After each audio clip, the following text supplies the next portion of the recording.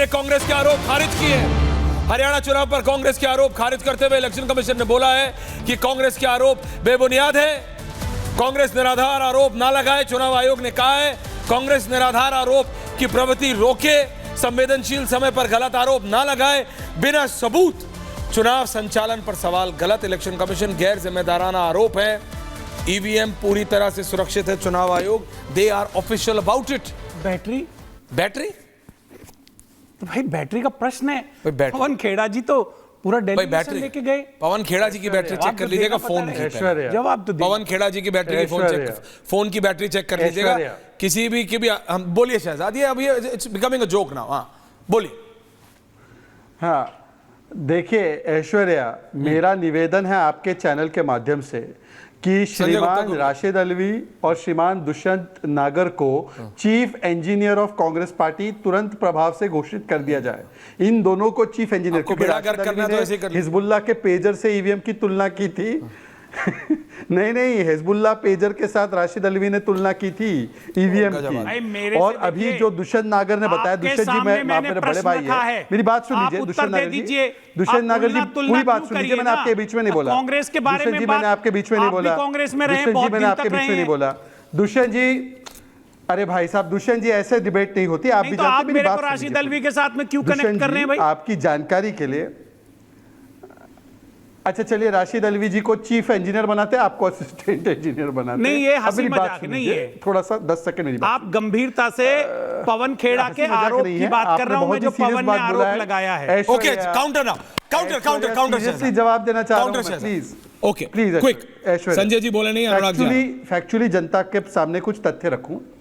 जैसे हमारा ईवीएम जो होता है ना, वो ईवीएम जो है कि 12 घंटे यूज हुआ फिर जाकर चार्जिंग पे लगा देते, ऐसा नहीं होता। ईवीएम में जो बैटरी लगती है वो वन टाइम बैटरी लगती है, मतलब वो 3, 4, 5 जितने भी साल होता है वो उतने साल चलता है। फिर वो 99% जब डिस्चार्ज हो जाता है तब नई बैटरी या नया ईवीएम आता है।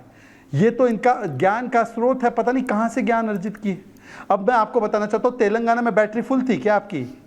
नहीं, तेलंगाना में 99% वाली नहीं थी क्या जब जीते आप? पढ़ाई नहीं करी। 99% वाली नहीं थी, आपको पढ़ के आना चाहिए था। हाँ, नहीं, जम्मू कश्मीर में 99% वाली नहीं थी जब जीते आप। जयराम रमेश जी ने कहा दूसरी बात कि जहां जयराम रमेश जी को छोड़ दीजिए आप। चार्ज थी, अगर आप जयराम जी को पढ़ते हैं, भाजपा के पक्ष में। नहीं, मैं आपसे सिर्फ एक बहुत सीरियस बात कहना चाहता हूं शहजाद आ रहा हूं। अगर आप दुष्यंत नागर जी जयराम जी की बात को सीरियसली लेते हैं तो आपसे जयराम जी की, अगर आप जयराम जी की बात की सीरियसली लेते हो तो आपको जयराम जी की, कांग्रेस की हालत। हमारा तो भगवान है जयराम, इनके जयराम भगवान नहीं होंगे, हमारे तो भगवान है। आप अपने कांग्रेस के नेता जयराम रमेश जयराम की भी बात कर रहा हूं। बस जयराम किसानों का भगवान है, किसानों को भूमि अधिग्रहण कानून बनाने का काम किया। मैं जयराम रमेश जी का बहुत आदर करता हूँ। कांग्रेस का भेड़ा कर दिया यहाँ आदर। ऐश्वर्या बोलिए, करोड़ों किसानों को बोलिए। ऐश्वर्या, मैं अपनी बात पूरी कर लूं। दुष्यंत जी, ऐश्वर्या, दुष्यंत जी, आज अगर उन्हें किसानी का क भी आता हो ना तो बात कीजिएगा मुझसे। बात करने के बाद किसानी का क भी आता हो। एक सेकंड, नौ रिलैक्स। शहजाद, थोड़ा सा आप शहजाद। ऐश्वर्या, आज 2 साइंटिफिक डिस्कवरी आपके चैनल पर हुई है, आपके शो में हुई है। एक तो 99% थियरी वाली जो ईवीएम है, और दूसरा अंतरात्मा का एक्सरे। अनुराग जी ने पिछले सेगमेंट में बोला कि मैंने अंतरात्मा का एक्सरे कर दिया है, कंकाल दिखाई दे रहा है। तो ऐसे साइंटिफिक एक्सपर्ट हमारे बीच में बैठे हो, मैं इनसे केवल एक ही चीज पूछना चाहता हूं, आप यूपी में केमिस्ट्री क्यों नहीं बिठा पाए दुष्यंत जी से? दुष्यंत जी से केमिस्ट्री क्यों नहीं बिठा पाए भाई? एक आध सीट छोड़ देते दुष्यंत के लिए, और दुष्यंत जी आप महाराष्ट्र में एक आध सीट इनको दे देते। एक दूसरे को सीट नहीं देना है, एक दूसरे की साइंटिफिक थियरी को आगे बढ़ाना। नहीं, देखिए, ऑन अ सीरियस नोट, आप समझिए संजय जी, महाराष्ट्र की राजनीति बहुत महत्वपूर्ण है, चाहे बीजेपी हो चाहे कांग्रेस हो। दुष्यंत जी लेट आए, शाम को उप मुख्यमंत्री बनिंग। आप जयराम रमेश की जब तक नहीं छोड़ो तब तक कुछ नहीं होने वाला कांग्रेस का। रिलैक्स करो भाई, जयराम रमेश जी ही हैं। संजय जी, महाराष्ट्र भारतीय जनता पार्टी, अनुराग जी आ रहा हूं, अब बोलिए दादा, संजय जी बोलिए, सबके लिए महत्वपूर्ण है, बहुत ज्यादा महत्वपूर्ण। लेकिन बीजेपी बता रही है कि उसने क्यों मुख्यमंत्री पद एकनाथ शिंदे को दिया और देवेंद्र फडणवीस को डिप्टी सीएम में रखा। उनको ये एक अभेद त्रिकोण बनाना था, और आज समझ आता है, जनरल इलेक्शंस में लगा था कि ये एक गलती हो सकती है बीजेपी के द्वारा, स्ट्रैटेजिक गलती। लेकिन असेंबली पोल्स आते आते लग रहा है कि ये जो अभेद त्रिकोण है, एकनाथ शिंदे, देवेंद्र फडणवीस, अजीत पवार, ये भारी पड़ जाएगा उद्धव ठाकरे पे। ग्राफिक्स संजय जी।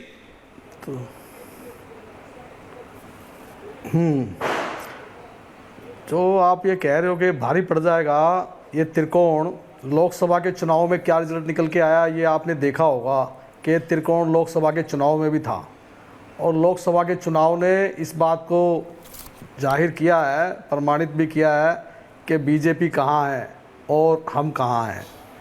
तो इस चुनाव में जो निर्णय होगा वो हमारे दल की तरफ से ही, हमारे महाविकास अघाड़ी की तरफ से ही होगा।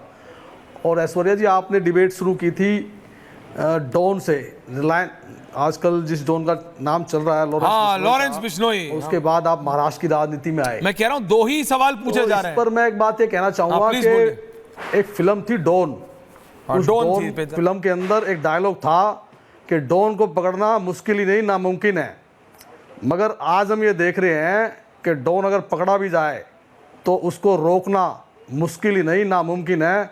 और जो डॉन फिल्मों में डॉन का रोल करते थे वो छुपे फिर रहे हैं, और जो बंद हैं उनकी धूम चारों तरफ है। तो ये जिस तरह का करिश्मा आज बीजेपी के राज में हुआ है, इसको मैं क्या कहूँ और क्या ना कहूँ ये मेरी समझ में थोड़ा सा बाद में आएगा। लेकिन सबसे पहले मैं अब धनतेरस की शुभकामनाएं देना चाहूँगा, और उसके बाद दिवाली की भी शुभकामनाएं देना चाहूँगा, और साथ ही साथ अपने कुछ प्रतिद्वंदी साथियों को ये कहना चाहूँगा कि इस दिवाली पर थोड़ी मिठाई ज़्यादा खाएं ताकि मुंह से कुछ मीठा भी निकल के आए, क्योंकि ऐसा नहीं होना तो चाहिए। अच्छा खाएं, लेकिन घी ठीक होना चाहिए। अपने प्रतिद्वंदी हैं तो उनको सिर्फ नीचा दिखाने का ही काम करें और उनके खिलाफ बरखिलाफ ही बोलें। इस बात का ध्यान रखें कि 25 से 30 साल पुराने साथियों के साथ किस तरह का व्यवहार किया जाता है।